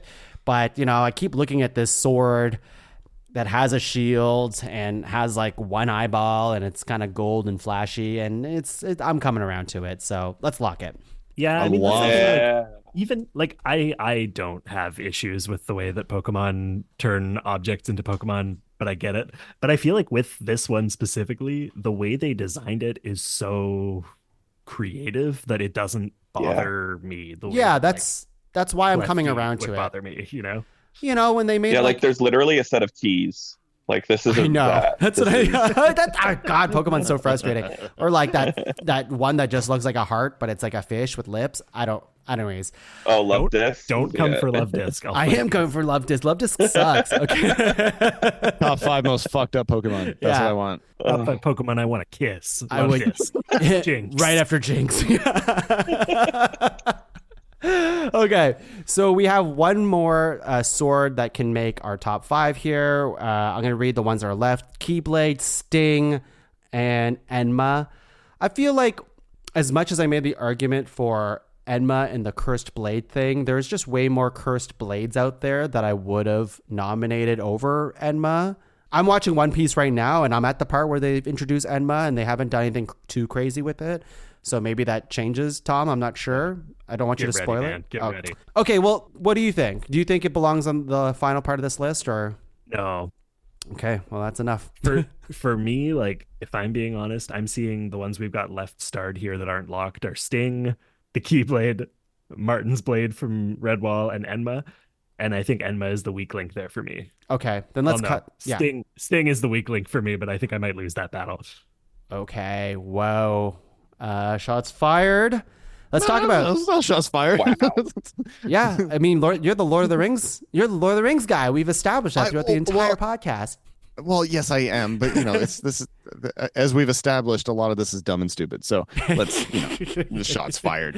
We've already gotten rid of the gun blade or I some know, shit. which is crazy to me. I mean, if we can, just because Sting got brought up, I did have an argument as to Please, why I started to just okay, because again, a lot of people have they remember it from being introduced in The Hobbit, and it's the sword Bilbo takes, and he fights some spiders and whatnot.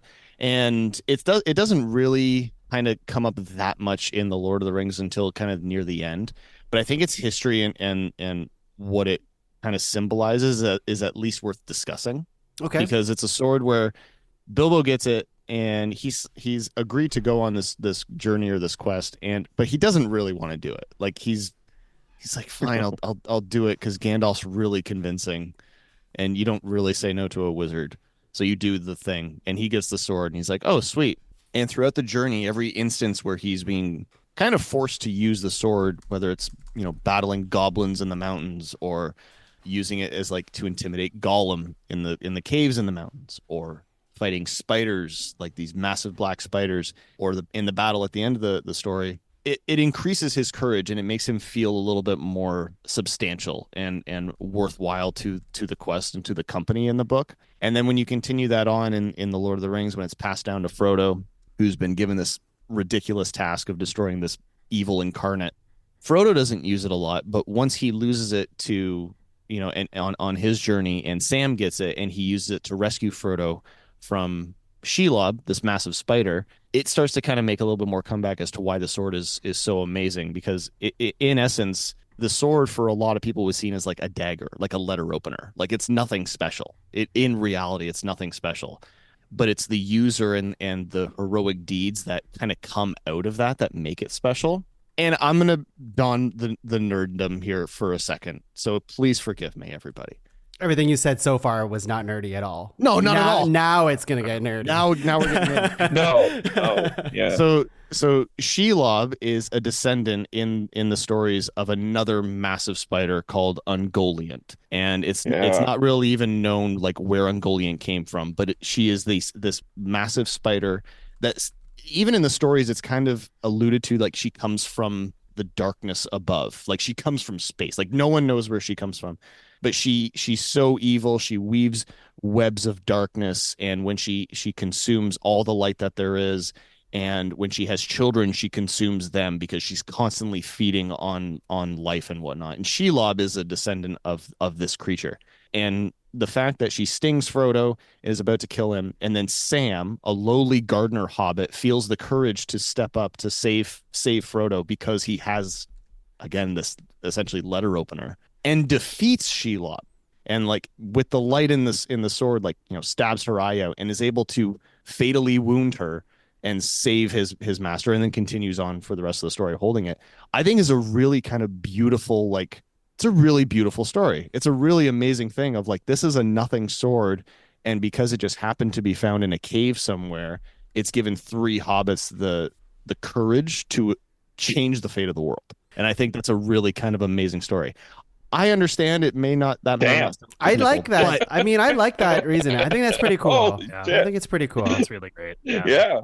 That is pretty cool. I mean, Anyway. it is cool. It is cool. It's no yeah. Keyblade, but it's. I mean, it's not, but it's It doesn't have close. a lot of zippers. I don't know. Yeah, There's not that's a the lot of thing. zippers on it. I'm not sure. Tolkien hard- didn't write any zippers about it, so who knows? I have a hard time, thing is- Justin, because I think like what you just said was very well said, and I think like I love the symbolism of this sword. I guess this short sword, it's really good. So I think let's put a pin on Sting for a second, and just kind of discuss the other two. Like I feel as though the Sword of Martin the Warrior is not going to make it. Yeah. Yeah, I think it's interesting because my gut reaction listening to the defense of Sting, initially I was thinking a lot of this is true of Martin the Warrior's sword as well, right? This is this sword that's passed down from generation to generation through the Abbey and through Badgers, who are our lord. It's this, that's a real niche joke for a handful of people who are going to like it. It's this, weapon that has a lot of significance in that way, right? And it is often picked up by people who are, I mean, they're literally mice, right? Like they're the picture of kind of like the underdog who needs to get this like extra boost of courage, and they're not forced to by a wizard, but they're called to by the blade itself, right? I see these sort of parallels here. I would not be shocked if, Brian Jacques was a big fan of Lord of the Rings. That just would not surprise me in the slightest. But I do think like, while Redwall has a lot more significance to me in my heart than Lord of the Rings ever has or ever will, I think I can see Sting as being the more like significant blade between the two. If we like I would be happy to lock Sting. Yeah, I mean, I'm almost there. I think we should have the Keyblade talk. Let's have the Keyblade. A talking Keyblade would be cool. A talking Keyblade would be cool, but I think at least let's cut the Sword of Martin the Warrior. Like I just can't remember too much of Redwall. I remember enjoying it when I was young, and I don't even remember which ones I read, but I don't remember the sword, I'll be honest, when I was reading the book. And that's totally valid. And I only remembered it because it came on a list, and I'm like, oh, right. It like unlocked a weird memory in my brain. Like I haven't read the books, obviously, in 20 years, 25 years. So. Oddly enough, in the last 2 or 3 months, it's come up a conversation with Justin and I a handful of times, but hasn't for a decade and a half previously. It's weird. Yeah. It's kind of popped up so many times in such a short period. I think where I'm at this point between these three is that like, if we go for Sting, I will be fine with it. I think Keyblade is the stronger and sillier pick sillier for obvious reasons. Stronger for me, partly because it is sillier, and partly because, and this is disgusting. Let me just say this first and foremost.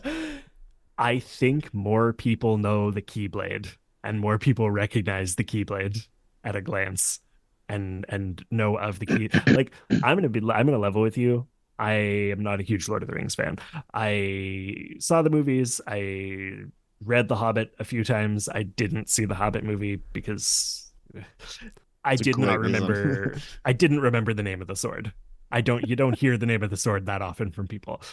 The Keyblade, on the other hand, maybe partly because it's stupid, probably partly because it's stupid. Probably because it's stupid. I played maybe an hour and a half of Kingdom Hearts, the original, back in the day because I didn't own the console it was on. And I've never played one since. I played as Sora for like, half an hour total, maybe in Smash Bros. When the DLC came out. And the Keyblade feels more iconic to me. So that's my Keyblade defense here. Again, I think it's disgusting.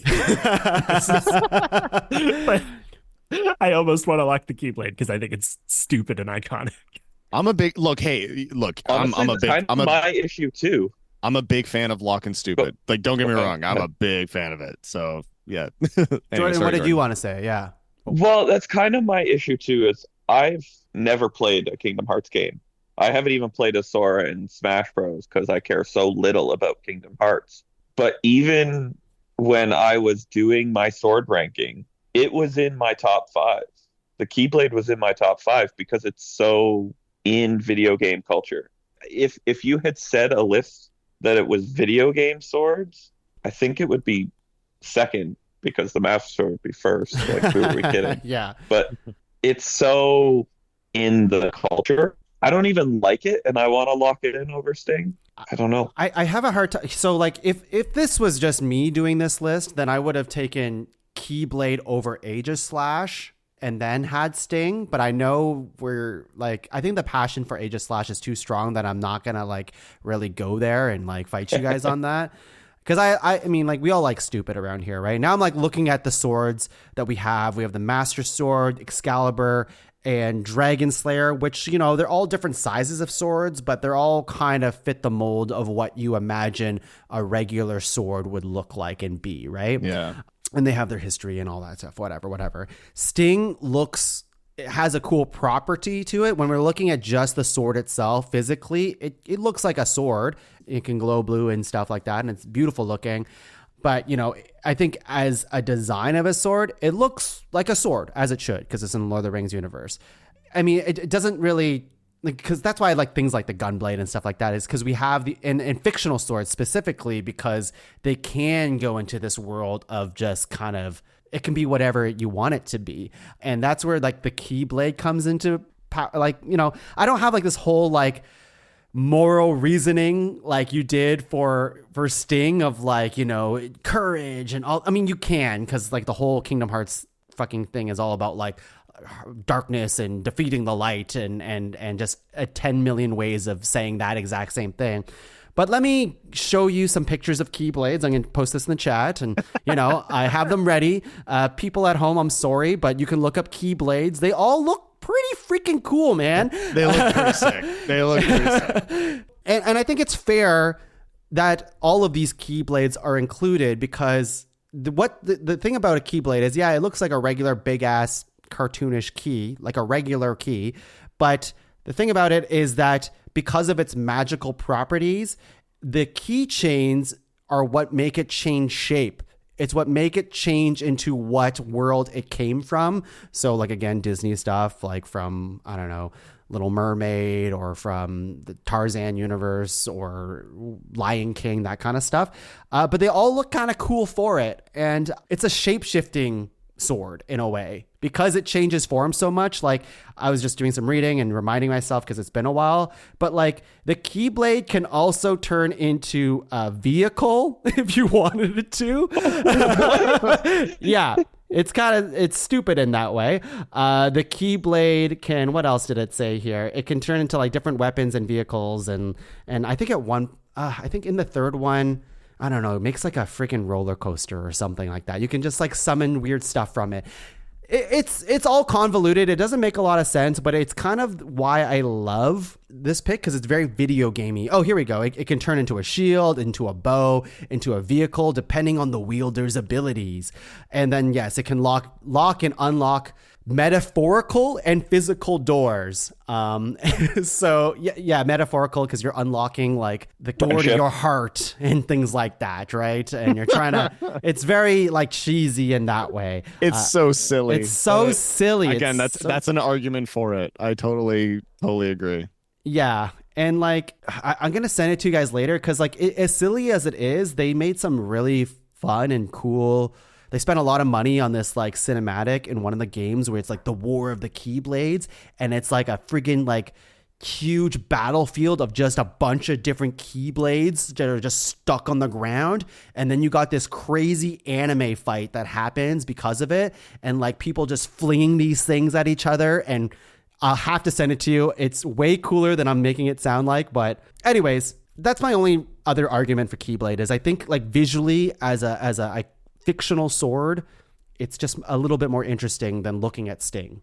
I'm 100% fine with relegating Sting to off the start. That's totally fine. I just need you guys to know that because I can't off the top of my head picture Sting from the Lord of the Rings, I am picturing Sting from The Police every time that we talk about this. Just being swung by his feet. That's amazing. Don't stand so close. Yeah. All right. Are we good with that, Jordan and Tom? That kind of works. Sting or Keyblade for Sting. Okay. All right. Okay. So our list here is, we have the Master Sword, Keyblade, Excalibur, Dragon Slayer, and Aegis Slash. That's 5. Now we just got to rank them from 5 to 1. What is number 5? So I'm purely going off of the argument that it was the last one to be added to the 5 is that the Keyblade should be number 5 because it took us a while to get to it to confirm it to be in the 5. Mm-hmm. I'm pretty okay with that. Yeah, I was gonna say Keyblade or 8. Yeah, it's for me it's Keyblade or Aegislash, so I'm cool with either one being 5 and 4. But I think Aegislash should be number 1. So okay, all right, okay. I'm gonna put Keyblade at 5. What is number 4? I think it's still Aegislash, but you guys tell me. Me too. I look, it's like literally one of my top 3 favorite Pokemon, but I still gotta say it's 4 in Swords. All right, I'm fine with it. Can I? It's because Aegislash didn't sleep with Ash Ketchum's mom, and that's why it loses a little bit of points. You know, Tom? It would have wrecked Ash Ketchum's mom. It would have wrecked her. Unless she's meant to be king. That's a good point. I didn't think of that. Good point. That's a great point. I'd like to posit that we put Excalibur at number 3 by virtue of Excalibur being extremely cool, extremely important, arguably the inspiration for every fictional sword since, right? Like none of these guys could exist without it. But you know that expression where you say so-and-so walked so that so-and-so can run? Sure. I kind of feel like Excalibur walked so that all of these other swords could run. And I almost wanted to put Excalibur at number 5, but I don't feel like arguing hard for that. But I do feel like arguing hard for putting it at number 3. That's a totally valid argument, and the walked so others could run is a really great argument for it. Like it's so iconic, but it's also like it's kind of uninteresting at the same time, right? So yeah, it also already had its chance to run in Sonic and the Black Knight when Sonic ran holding it. Oh my god! Yeah. Oh my god. Excalibur slashed. So But like, I like your idea of that the walk so you could run thing. Like, I agree completely. Like, look at the Master Sword; it's stuck in a pedestal. You know, it's absolutely falls under that. So yeah, I'm good with Excalibur at 3.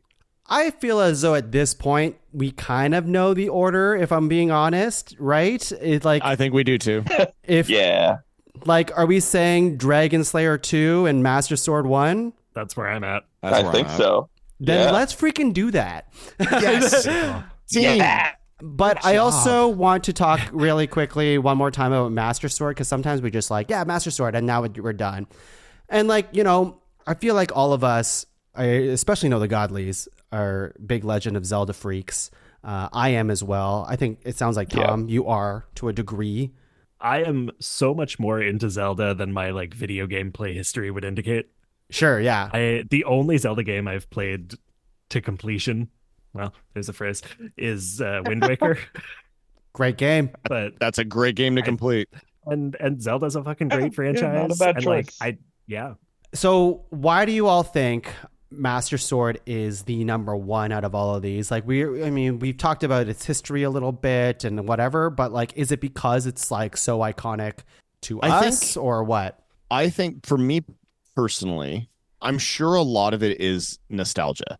I'm sure of it. However, it is the model for me of the need to get weapon or need to get item in a video game. Like that was the first, for context, the first Legend of Zelda game that I remember playing is Ocarina of Time. And getting the Master Sword, I'm in every video game that I play now, and admittedly I don't get to play a lot anymore, fucking kids, but I'm still chasing that high of getting the Master Sword for the first time, wielding the Master Sword for the first time. If your first one was Wind Waker or Twilight Princess or whatever, and powering it up, Breath of the Wild, you're constantly chasing that high of powering this sword up. And that has molded my video game playing and appreciation for the weapon itself. I also like how simple it is. Again, it's when you say sword and you see the picture of the Master Sword, you're like, yeah, that's what I would envision a sword being. It's pretty, though. The handle's pretty.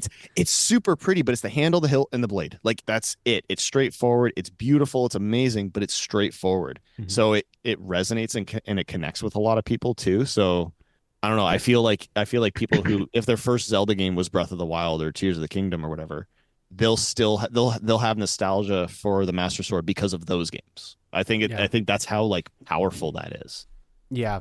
Jordan, what about you? Like Justin, Ocarina of Time was for sure the first Zelda game I played. Like I remember, God, I was in grade 2 and going out to pick up an N64 and Ocarina of Time, not really knowing what it was. And I remember still that first time that as your young Link, you pull that sword out, and all of a sudden you wake up and you're an adult and you can wield the sword. Like, I don't remember a more pivotal moment in gaming, still to this day. And slightly biased for sure. It's my favorite series, and Ocarina of Time is my favorite game in that series. And again, it's a slightly biased, but the way that that is stuck with me for 25 years, still to this day, like I do a playthrough of Ocarina of Time every year. And I could tell you how to beat the game even without it in front of me at this point, but there will, for me, that nothing will top that, And Yeah. I love that it's simple. Mhm. It's not like the Dragon Slayer or like the Blade. It's just purple hilt with the sword, emblem of the Triforce on it, and that's it. And it's Yeah. Yeah, totally. And I think I echo everything that everyone just said here, but just to put a little cherry on top here is that, like, we've talked about like a bunch of histories of swords and whatever, but like with the Master Sword, it's very simple. It is that symbol of a hero. And in Legend of Zelda, like, the Master Sword is the symbol of Link being a hero, going to vanquish the darkness, Ganondorf. It's light versus evil, but like much more palatable than like a Keyblade in that light versus darkness kind of thing. It's just, you're working towards this thing. Every single game, you're working towards getting the Master Sword, and when you have it, you feel like you're ready to be the hero and finish the game, save the world, and all this stuff. And yeah, I think like it's such a simple sword, like Justin said, but it has just so much potential, and it's so iconic. I think outside of video games too, like I think people know what it looks like if you ever see a Master Sword, right? And like, I don't think there will ever be a Zelda game that's just like, yeah, there's going to be no Master Sword in it. It's like, no, it's just, if there's a Legend of Zelda game, the sword has to be part of it, because that's his thing. I'm so curious to see if that there ends up actually being is true multiple Zelda games without it. I'm sorry. Is there? Oh, okay, fair enough. Oh, all right. Yeah, so Majora's Mask, Oracle of Ages, Oracle of Seasons, the Minish Cap, Oh shit. Well, Spirit Track. It's crazy because Sorry, I don't mean to like crush that argument. I just But no, I don't just have our anything. set. I don't have anything. But does the Master Sword play something, a role in those universes anyways, even if you're not wielding it? Specifically in Majora's Mask, it doesn't, but you are the same Link who used to have it, so you have the memory of the sword. Guys, I think we have But to you do not use it, and it does not exist. We got to start over. start over. Alright. Start over. Fuck me. No.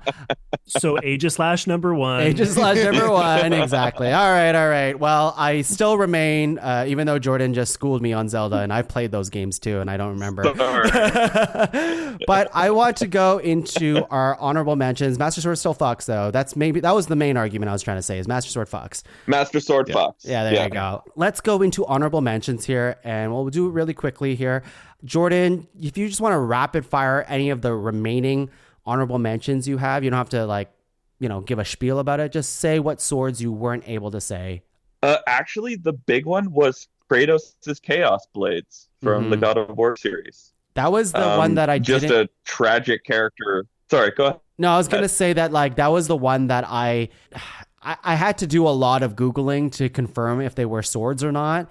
And a lot of people out there have varying opinions if the Chaos Blades are swords. Most people think they're just daggers on chains. And it's just like, well, they're pretty freaking big daggers if they're daggers. No. And so it's just like, I didn't really want to get in on that on this podcast, but I'm glad you brought it up. Yeah, they were, he's just such a tragic character, and they've been like bound to him because of his manipulation of killing his own wife and kids, and he's just tortured by that. And I mean, those games are so cool. So that was for sure my honorable mention.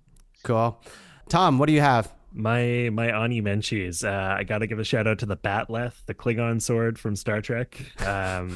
Meta Knight's sword Galaxia from the Kirby series. Oh my gosh. That's Nice. The Galaxy sword from Stardew Valley. Tuong, you already mentioned the Buster sword earlier from the Final Fantasy. We've talked a little about the lightsaber from Star Wars. I put that on my list, but I knew I was never going to nominate it. And lastly, the Vorpal sword, first mentioned in the Jabberwocky, but then later made pretty like significant in Dungeons and Dragons. It's the sword that goes snicker snack, and I don't know any other swords that do that. So I don't know any other swords that do that either, but I love that. Great. Justin, how about you? I got a few. Sword of the Daywalker from Blade. The Atlantean sword from Conan the Barbarian. Durandal from the Song of Roland. I've got two other like Tolkien related ones. Gurthang, which is the sentient sword, and Glamdring, which is Gandalf's sword. I got Longclaw, which is Jon Snow's sword from Game of Thrones. The Sword of Gryffindor. I'm not a big Harry Potter fan, but the Sword of Gryffindor is kind of cool. Yeah, it's pretty cool. Yeah. And Durnwin from Prydain. It's a book series, but you know how in the MCU, well, basically anywhere, like Thor's hammer, it chooses who's worthy to wield it. Durnwin does that, but it kind of takes it like a step further, so that if it deems you unworthy and you try to draw it from its scabbard, you get incinerated. Wow. Sounds like I kind of like that. I kind of like that. It's kind of like Aegislash. Yeah, you're right. It's pretty fucking badass. So yeah, those are my Ani Menchis. Everything's kind of like Aegislash if you think about it. If you think about it, we're all kind of like Aegislash. Yeah, we're all kind of like Mr. Mime. All right. I'll just rapid fire the ones that weren't said. The Hattori Hanzo sword from Kill Bill. We have the High Frequency sword from Metal Gear Solid. I also have, I had lightsaber, sort of Gryffindor. Tessaiga, that's from Inuyasha for all my Inuyasha fans out there. Frostmourne from Warcraft. Good call. The Frostmourne is a very cool ass design for a sword. Look it up. It's awesome. But it's one of those like cursed blade things that I was talking about earlier. There is Green Destiny. I believe that is from, it was from Crouching Tiger. Hidden Dragon, and it is a cool one. We have All Black the Necro Sword. So these are like the Marvel ones now. There's a bunch of Marvel ones. I won't get into all of them, but All Black the Necro Sword is probably the most powerful one. It's like kind of crazy. Also friggin' will ruin your day if you hold it and become the wielder of it. Monado from Xenoblade. If you played Super Smash Brothers, you would have seen it. It's a cool looking sword as well. I'm really feeling it. The Red Ranger sword from Power Rangers. Oh, solid. That's a good one. She-Ra has a cool sword. If you ever watched Adventure Time, Finn, he has something called the Grass Sword, and that sword is pretty freaking cool. Take a look at that. It's like that's also a curse, technically. Yeah, true. And I think, my last one that I had, and it was going to be one of my nominations, which was The Sword of 1,000 Truths. And that's from South Park. And it's from the World of Warcraft episode from South Park, where it's a fictional sword where like a dev created a sword so powerful they had to remove it from the game, and they stored it on a 1 gig flash drive that Randy eventually gets. And it's very funny. That's a good one. And then they put it in the game for real later, which was also good. All right. Well, that's it for our Fictional Swords episode today. Jordan just yeeted out of this call, but that's because he has shitty internet. So no, he was trying to wield Aegislash, and that's his real reason. Yeah, we've discussed it earlier. That doesn't end well. So so he's off the planet for now, but Jordan, we love you. Thank you for being on the podcast. Justin, he's your brother. Do you have a good Jordan impression? Touch my butthole. I don't know. No, I don't know. No, he's your brother. No, actually, really quickly. Yeah. When I was in college, and we would used to call each other periodically, every time we would like end the call, just before he would hang up, I would tell him, "I want you inside me," and then hang up. And it was just, it would always fuck with him because he'd always be on speaker with his friends and shit. And it just made me laugh. So I'm so happy that he's not here to defend himself from you saying this. He would say the same thing. He'd be like, "You fucking asshole." That's amazing. Well, we do thank Justin, Jordan, and Tom for being on today's episode of Ranked. Justin, what do you have to plug for the people at home? Oh, if you're into absolute nonsense, which if you've made it this far, you probably are, check out my podcast, Pull the Plug. It's a bi-weekly show where we play acoustic music and we rank stuff, kind of like this show, but not nearly as good. We talk about food and nonsense and make a lot of dick jokes and basically make fun of people who we think we're better than, but we actually aren't. It's a good raucous time. I think anybody with half a brain would probably like it. So please check us out, PTP PTPpodcast.com. Yes, please check it out. You can also find PTP in the Pod Cavern as well. Yes, of course. Now, Tom, what do you have to plug for the people at home? Yeah, so if you enjoyed this and if you want to listen to me talk about this coherently, maybe sometimes slightly more coherently, about food and all the things that make it great, I also have a show here on the Pod Cavern called No Bad Food. It is a show about food and how there is none bad of it. We explore all kinds of food, from the fancy to the non-fancy, convenience foods and whole foods and ingredients and cookbooks and TV shows, and anything that touches on the world of food. We explore it from an angle of pure joy and elation and anti-capitalism. So if that sounds like your vibe, come check it out. There's less dick jokes, but not no dick jokes. We love that. And yes, you can find that as well in the Pod Cavern Network. Now, since Jordan's not here, Justin, what do you want to plug on Jordan's behalf? Don't say his butthole. Not his butthole, though. He can do that on his own. I've done that in the past. He's my brother. I can say that. So he is I think his official title is the plant manager of a dog treat business, Benko Pet Treats. Earlier this year, their plant burned down after a freak accident. They've been dealing, everyone was okay, thankfully, but they've been dealing with all of that nonsense. They just recently got a new factory back up and running, producing dog treats. Even if he wasn't my brother and I had a pet who had enjoyed them, I would recommend these treats. They're phenomenal. They're very healthy for pets. They're good. They donate a lot to animal charities and causes and stuff like that. So it's a really great company. Please support them. You can find all the treats in like Pet Values and all, your standard pet stores and stuff like that. But if you want to order directly from them, it's Benko, Benko, pettreats.com. They're a great company. And again, I wouldn't say that, I'm not just saying that because he's my brother, but it does help. But yeah, there you go. Yeah. And I'll just say that like Benko Pet Foods graciously helped Justin and I years ago do Cinema Saves the World, our charity live stream that we used to do together, where we watch a bunch of bad movies and torture ourselves all in the name of charity. And one time we did a bunch, like a run of just a bunch of animal movies, including like Cats, for example. And we watched Cats and some good movies as well. We watched like Air Bud and Homeward Bound and stuff like that. But yes, we did watch Cats, and we did not watch The Butthole Cut, unfortunately. But Benko Pet Foods was able to sponsor us a little bit and, helped us a lot with just getting that whole thing running. And we never raised more money than we did for when Benko helped us out. So definitely check them out. Awesome. Their treats are awesome. I can definitely vouch for that. Captain Meatball has it all the time. And for myself, you can find the rest of the shows in the Pod Cavern at www.podcavern.com. Check out all the shows there. Rate, review, subscribe, and share all the love around. But I think we're going to be out of here. I mean, Jordan already is, so we might as well grab an Age of Slash, cross swords, and cross streams with one another. And until next time, we'll see you later, everyone. Bye. Schwing, schwing. Oh, yeah.